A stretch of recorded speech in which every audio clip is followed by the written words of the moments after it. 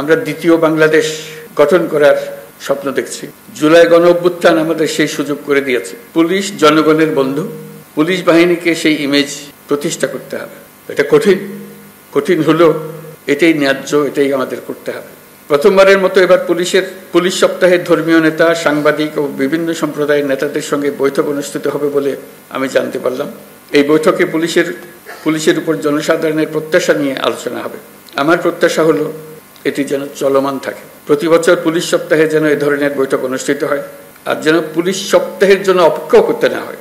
সুযোগ পেলে এই ধরনের বৈঠক দরকার, তাতে পরস্পরের বোঝাবুঝিটা পরিষ্কার হয়ে যায়। পুলিশের সঙ্গে জনগণের দূরত্ব কমিয়ে আনতে এটা অত্যন্ত জরুরি।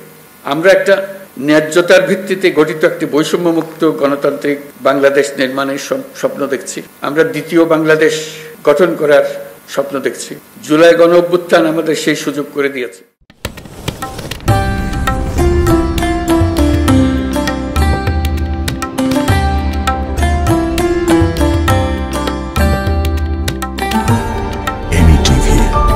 স্বাধীন বাংলার স্বাধীন কণ্ঠ।